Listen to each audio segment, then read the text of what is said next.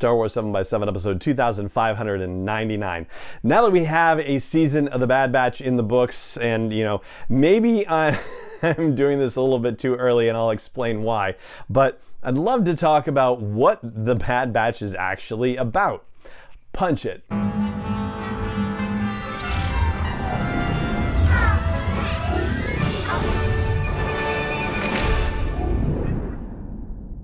Hey Rebel Rouser, I'm Alan Voivod and this is Star Wars 7x7, your daily dose of Star Wars joy, and thank you so much for joining me for it.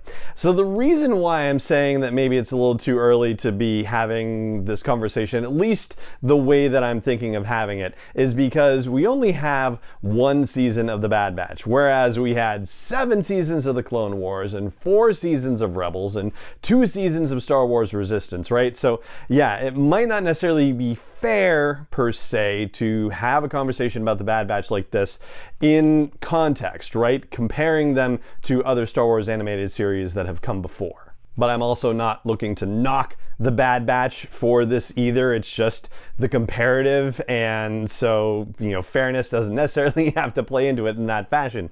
So in thinking about the Clone Wars, that whole series was about exactly what it was titled, The Clone Wars, right? But it was also very much about Anakin's journey to the dark side and about paving the way. That's certainly something that had to happen. Like who we see at the end of Attack of the Clones and who we meet at the beginning of Revenge of the Sith, that has to be very carefully managed as the Clone Wars series goes on, so that way you feel like you have a seamless experience from Anakin at the end of one movie to the beginning of the other. And of course, it's very much about the galactic events, right? And that kind of has to be the case too, because it's constrained by the fact that it's happening in this 3-year period between movies. And so, yeah, it's very focused in that regard.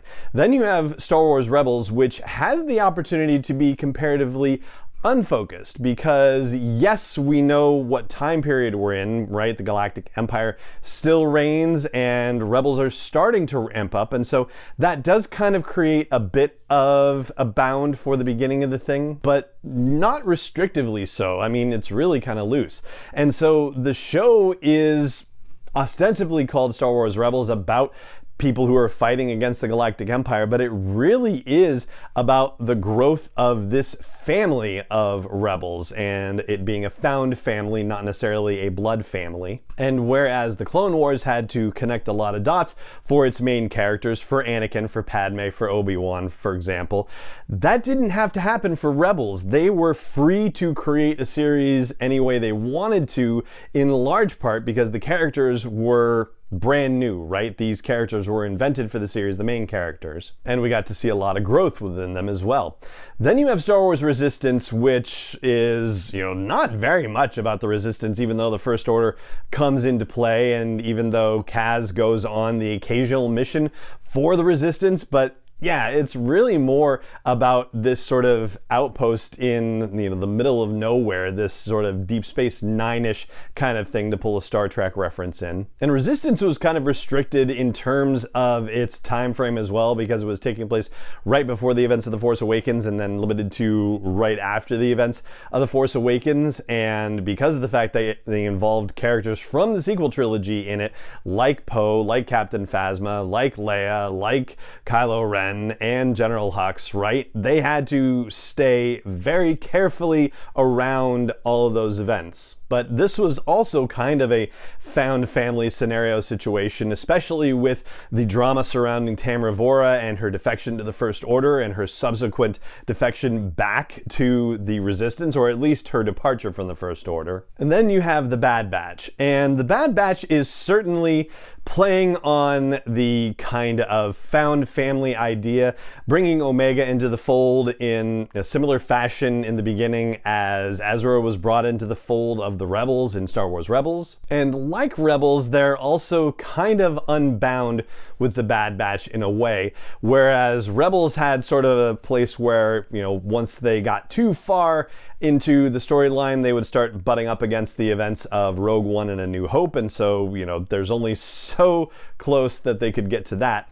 In a similar fashion, with the Bad Batch, they're starting from that ground zero place of the transition from Republic to Galactic Empire, but everything after that is kind of wide open for them. As far as current canon storytelling, I believe really one of the only stories is that second series of Darth Vader that's been told that takes place immediately after the events of Revenge of the Sith. There's, maybe a couple other things here and there, but really not a lot. And it is a big, wide galaxy after all, so there's a lot of opportunity for the storytelling to expand.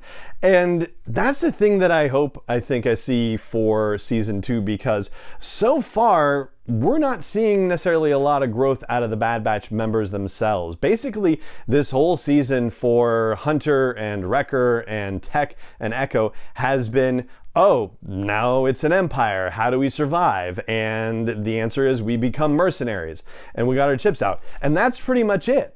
And they're taking care of a kid, but they're not necessarily saying, okay, we've got to go someplace and settle down because we've got to help this kid grow into a functioning adult who can take care of herself, and maybe she's not going to want to be with this band of mercenaries for the rest of her life. I mean, yeah, the first season really doesn't give the opportunity for that kind of thought because everything is on the run, everything is figuring out how to survive in this space, and so it doesn't necessarily allow for big character growth arcs in that regard. And then there's the matter of anyone who wants to fight against the Empire. Certainly, our heroes are not interested in fighting for the Empire by any stretch of the imagination, but they're also not particularly interested in fighting against the Empire unless they absolutely have to. I mean, they've already been introduced to scenarios where other people are fighting against the Empire, where they could have decided, yeah, maybe this is where we really need to throw our lot in, between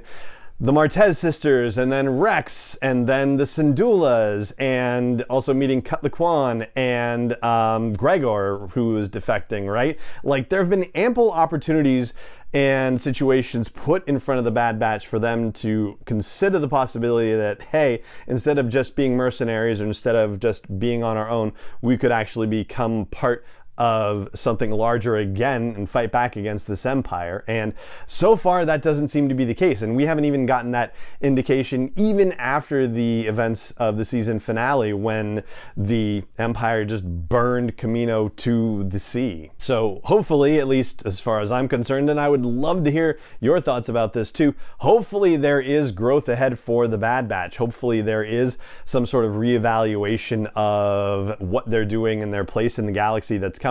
And heck, maybe Omega is going to help lead this. I mean, after all, she is older than the members of the Bad Batch, technically speaking, as we find out in this final episode. But I'd love to know how much older, and with the acceleration stuff and all that. But yeah, that's probably another thing to pursue elsewhere. So there you go. That is a look at the Bad Batch and what it's really about compared to what we've seen in other animated series and where things could possibly go from here. And that's going to do it for this episode of the show today. It just remains for me to say thank you so much for joining me for it, as always, and may the Force be with you wherever in the world you may be. 7x7 is not endorsed or sponsored yet by Lucasfilm Limited, Disney, or 20th Century Fox, and is intended for entertainment and information purposes only. Star Wars, the Star Wars logo, all names and pictures of Star Wars characters, vehicles, and any other Star Wars related items are registered trademarks and/or copyrights of Lucasfilm Limited, or their respective trademark and copyright holders. May the Force be with them. All original content is copyright 2021 by Star Wars 7x7. We hope you love it.